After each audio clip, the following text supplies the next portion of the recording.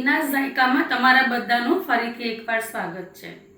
Friend, શિયાળાની શરૂઆત થઈ ગઈ છે અને હવે શાકભાજી બહુ જ સરસ આવે છે।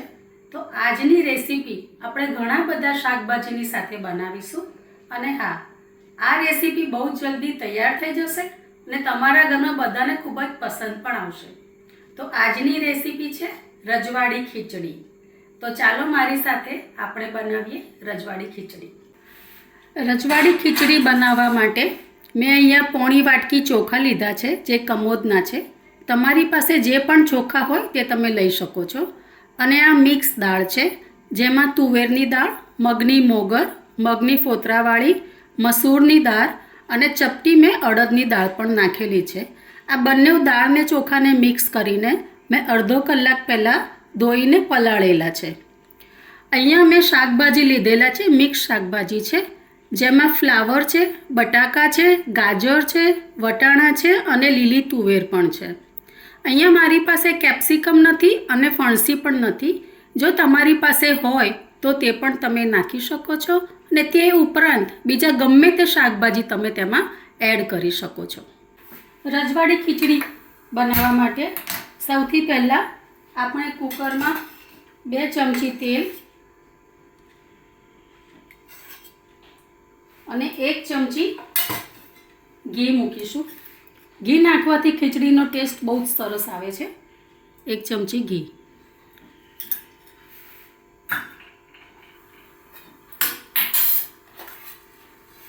આ બધા મેં આખા મસાલા લીધેલા છે, જેમાં મરી છે, બાદિયા છે, લાલ મરચાં છે, તમાલપત્ર છે, લવિંગ છે અને તજ છે।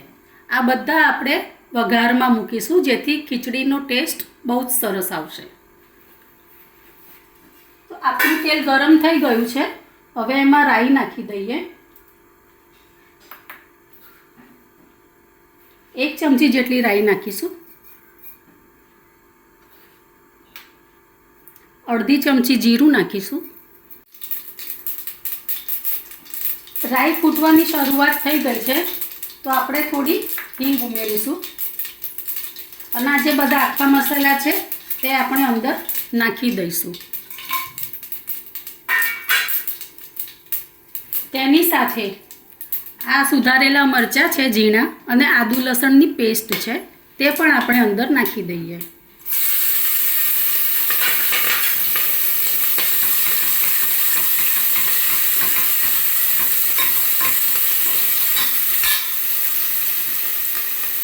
સાથે ઝીણી સમારેલી ડુંગળી છે, 1 મીડિયમ સાઇઝની લીધેલી છે, તે પણ આપણે અંદર નાખીને સાંતળી લઈએ।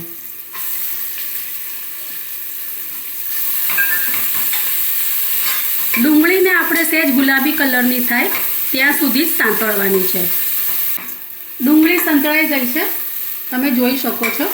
એને બહુ એકદમ બ્રાઉન થવા દેવાની જરૂર નથી, જસ્ટ હલકી જ એને સંતળાવવાની છે।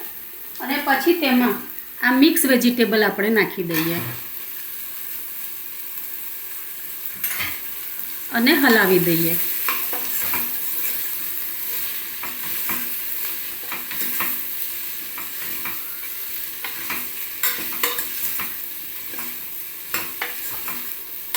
ફ્રેન્ડ્સ, આ જે માપ છે તે મેં 2 વ્યક્તિ માટે લીધેલું છે।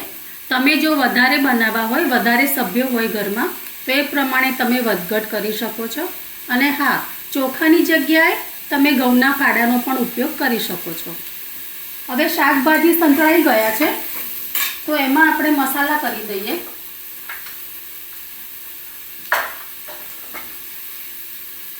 તેમાં 1 ચમચી હળદર, 2 ચમચી મરચું, ધાણા જીરું 2 ચમચી। ફ્રેન્ડ્સ, રજવાડી ખીચડીમાં મસાલા ચડિયાતા જોઈશે તો જ ખીચડી સારી લાગશે। આ સિંગ દાણા છે, મેં મોટા મોટા એને ક્રશ કરી લીધેલા છે, તે પણ આપણે અંદર ઉમેરી દઈએ। 1 ટામેટું લીધેલું છે, ઝીણું સમારેલું, તે પણ અંદર ઉમેરી દઈએ। સાથે 1 ચમચી ગરમ મસાલો, અને ઝીણી સમારેલી કોથમીર. હવે બધું આપણે સરસ હલાવી લઈશું અને 1 મિનિટ એને ગેસ ઉપર થવા દઈશું. શાકભાજીને સાતળતા 1 મિનિટ જેવું થઈ ગયું છે. હવે જે આ ખીચડી પલાળેલી છે તે આપણે અંદર નાખી દઈએ.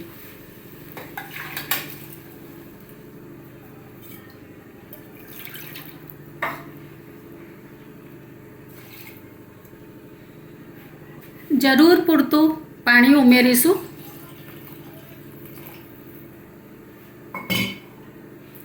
અને સ્વાદ અનુસાર મીઠું નાખીશું. મીઠાનું પ્રમાણ તમે તમારા ટેસ્ટ પ્રમાણે વધઘટ કરી શકો છો. હવે એને હલાવી દઈએ.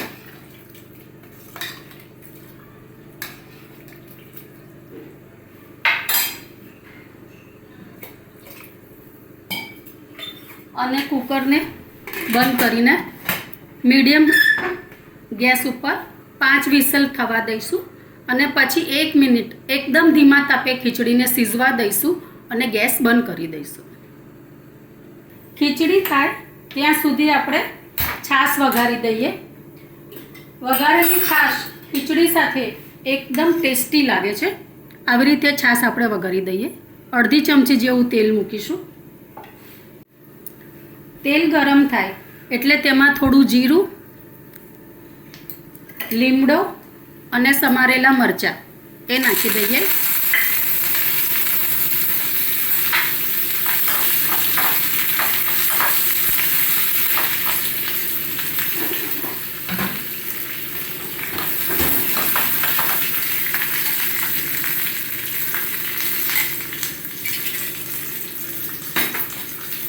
અને આ છાશમાં વઘારને રેડી દઈએ.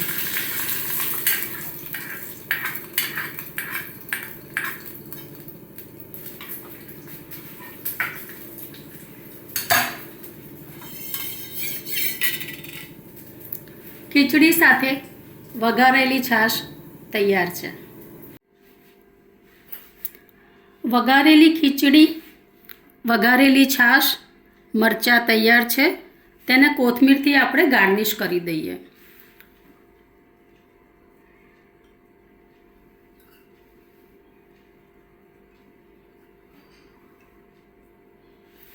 અને સાથે પાપડ પણ છે. તો ચાલો બધા જમવા. તો ફ્રેન્ડ્સ, તમે આ રેસીપી જરૂરથી ટ્રાય કરજો અને મને કમેન્ટ સેક્શનમાં જણાવજો કે તમારી રજવાડી ખીચડી કેવી બની. ફ્રેન્ડ્સ, બીનાઝ ઝાયકાને લાઈક કરજો, શેર કરજો અને સબસ્ક્રાઈબ જરૂરથી કરજો. અને નવા વિડીયોના નોટિફિકેશન માટે બેલ આઇકન જરૂરથી પ્રેસ કરજો. Thank you.